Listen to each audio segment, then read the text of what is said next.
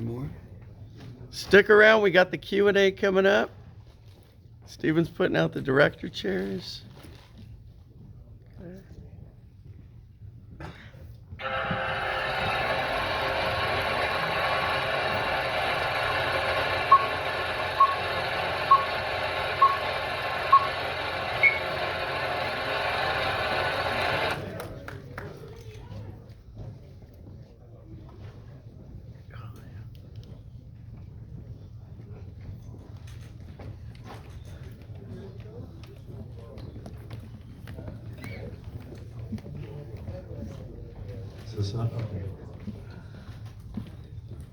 So did you guys like that? Yeah. Woo! So is this a program we should do again next year? Yeah. Okay. Let's see, wait for the lights to come on. I think that's as far as they're going to go right now until they get the main thing. How's it look through the phone? It's a little dark. Maybe you can ask them for a little bit more light. Can we have a little more light, please? You can hear me? We'll just keep talking till they get it. Yeah. I can barely read.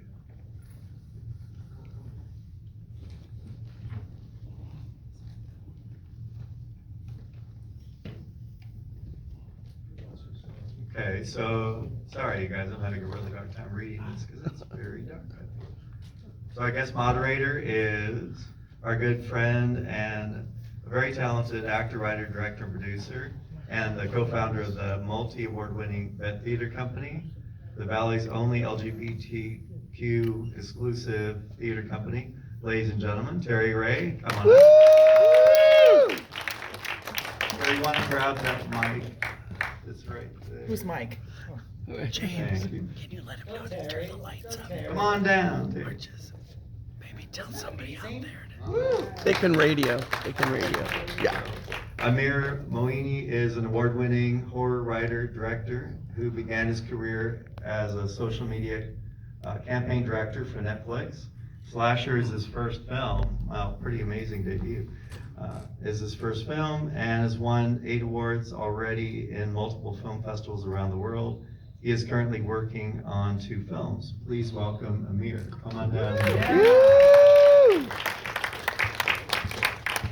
Next filmmaker has had his work screened at festivals around the world, including Cannes, Tribeca, Toronto, Frameline, and Outfest. And he attended the American Film Institute and received an MFA.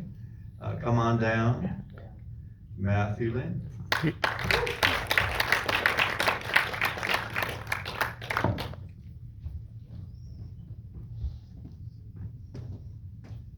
I'm gonna pass off the mic to you. Well, I get the mic condom. Don't want to spread COVID. They're Let's hear working. it for these guys one more time. Woo! I'm glad there's a little space between our chairs because I'm scared of you. That last one was creepy. Ugh. What's going on in your brain? In my brain, Mm-hmm. that was actually based off of that was sort of based off of a true story that happened with me. I was alone up in Big Bear. I went through a breakup. I was using Grindr, and someone was actually driving around and tracked where I lived, and it was like a catfish situation, and they wouldn't leave the front door for a while. So once I went through that experience, I was kind of inspired to create this film. Thank you. And it's twofold. It's like obviously stranger danger is the surface level, but I think the second layer is what happens when you commodify human needs like loneliness and desire and sex, and what part of you metaphorically, or in this case, physically dies. So. And were you talking about there was a feature of this you're working on? Yeah, we already finished writing it. It's called Sweetheart. It's a lot more fun, faster paced. There's a group situation, but still using the app as like a plot device, and still that main character who does not die. He actually continues. Thank God. So this is more of like a proof of concept in a way, like a short kind of opening kill sequence. I was trying to experiment and kind of learn my craft and style with it. So. Are you Iranian? I am, yes. So what's the gay scene for Iranians here?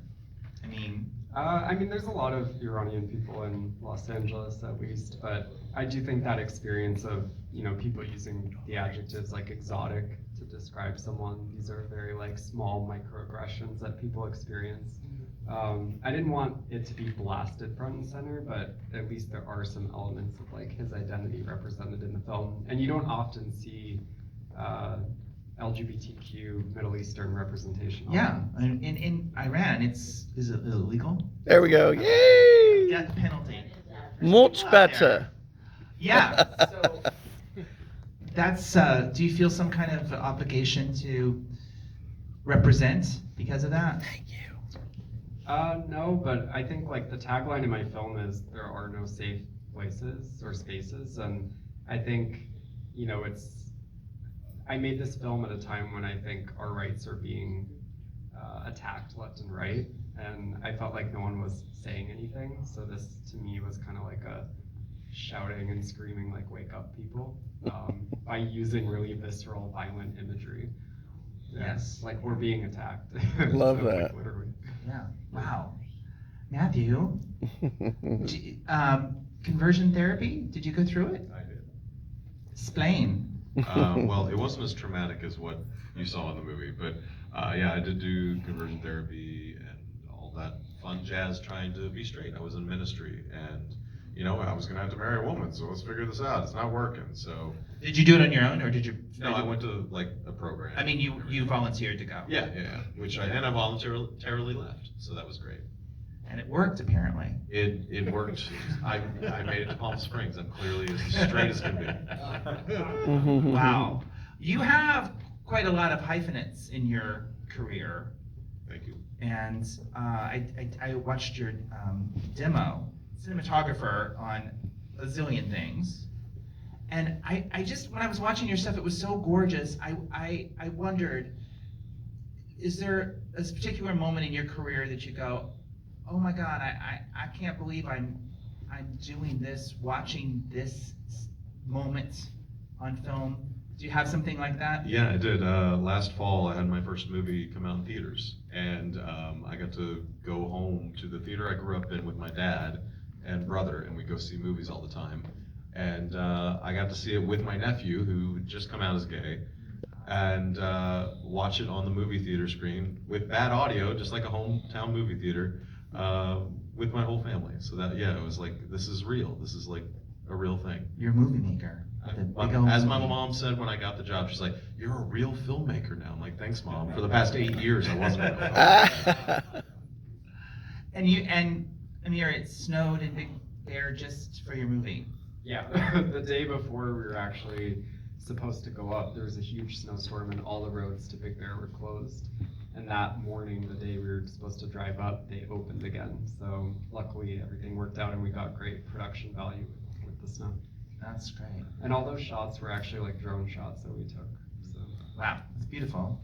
Matthew, what's the meaning behind the animals in yours, like the costumes? What do you think the meaning is? Hi, big bad wolf. No, it's funny because oftentimes we put our gayness or closetedness into a representation of some sort of terrible figure. And originally this was a comedy. And it was this comedy about this guy, and then I realized, like, well, no, that's pretty dark. And so the whole, like you see, there's a little moments of dark comedy with the guy in the bear outfit in the bathroom and stuff like that. It's like, we as gay men often have fetishes, and it's amazing that, you talk about even in a minority community, we have these minorities within minorities that we never really talk about. And I think it's really interesting to, like, realize that everybody has fears and pains and anxieties, and they all come out in these interesting forms because we are sexual creatures, right? And we live in a society, not to, I'm diatribing, but we live in a society that like shuns that and closes it off, and we have to find some way to express it. And I just thought, like, that's kind of weird. Like, why doesn't he have a weird, like, a animal fetish? I don't know. Like, And the taxidermy, like preserving his victims. yeah. That was the whole shtick for the him as a serial killer. He would like preserve his victims, and they would be statues basically to this evil gayness that exists.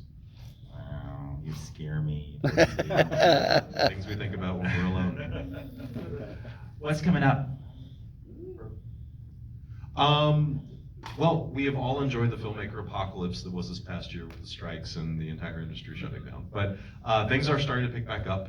Things are going well. I have a feature with Paramount in the spring, so I'm excited Ooh, about that's that. nice. Give us a little hint. A tiny It's- little hint. It's a choose your own adventure, is what I'll say. Is it got any gay content to it? No. Okay. Well, I don't know at this point. Let's put it that way. But then, yeah, I've got a few features that are in the pipeline for the end of the year, and just As strum one it along. does when one's busy. Yeah, paying the bills. Amir? Well, as I mentioned, working on the feature, so we just got Darren Stein as an executive producer who made the film Jawbreaker in 1999. The film's going to be very stylized in 90s, so that's why we had him on board. And we're looking to go into production November of 2025 on that. And then I'm also producing a feature film. It's a psychological body horror film, also LGBTQ. Body horror. Body horror. What is that? So I don't know if anyone's seen the movie The Substance, but it's essentially movies that kind of use visual imagery of body gore to make some sort of metaphorical gore message. or horror? Gore. I was thinking I was just looked in the mirror. There's some body horror going on. Okay. So 2 feature films and most likely 1 more experimental short coming soon. That's great. Now, and you're are you a new filmmaker, right? I am. I did direct probably 40 campaigns on Netflix, but it was all unscripted for their social media. But I think I learned how to manage talent, how to manage crews, how to organize with budgets and stakeholders. So I was kind of building that foundation without even realizing it. So this Is this actually your first time? This is my first film. That's amazing. Yeah. Terrific. But I think one thing to say is what I love about horror is it's oftentimes our way of processing trauma or something hard in a creative and metaphorical way. So that's why I love the genre so much, and I think it's so underrated, is you can really take horrible things and creatively kind of work through that process. So that's your favorite genre, horror. Yes. Wow.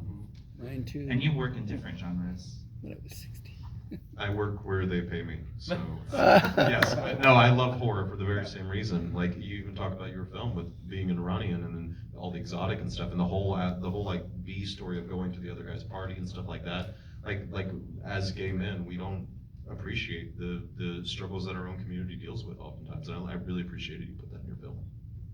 That's great. Hey, does anybody have any questions? I do. Oh, go ahead. Okay. Johnny, go ahead.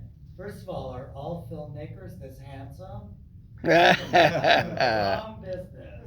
Well, we have 2, and the answer is yes, right? Stop acting. That's a very deep question. You have something else?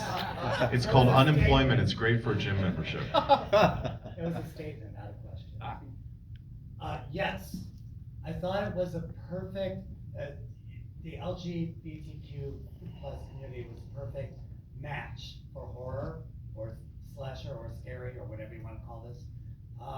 Because when I was watching especially Steam, there are certain elements of it that could be scary for someone who's not gay.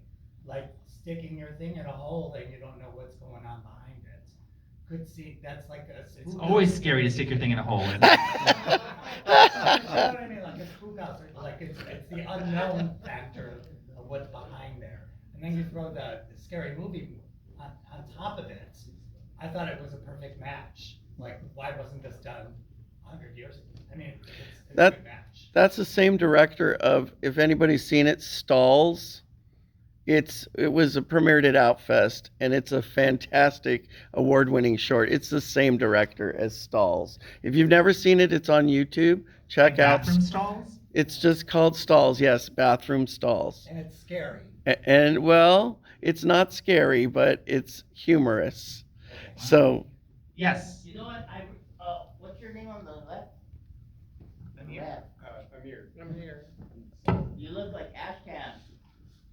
Were you in your own movie? What is it? Were you in your own movie, Slasher?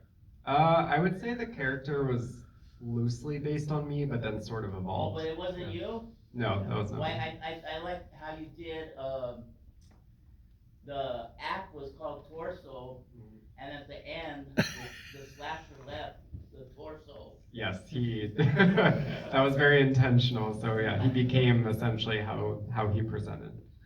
Yeah. And I got your little nod to just like home sweet home. The cabin is my happy place. I love that little subtleness, and I caught that. But I had a question for both of you. As filmmakers and as directors, what did you gentlemen think of the other shorts by the other directors tonight? I think it's a great question. I loved them. I love watching other people's films, and especially love watching a shorts block because it's such like a creative overload of all different people's like styles and approaches, and I'm just mentally taking notes left and right. So like there were so many elements about Steam that I loved. I loved the two guys that did a bunch of the films that were featured and like their sense of humor. It was hilarious. I thought it was great. I loved your film. I thought it was so creepy and dark and like the scene where they're facing each other like a face off. Like there's so much tension, but it's in such a normal setting that it really like is jarring in that way.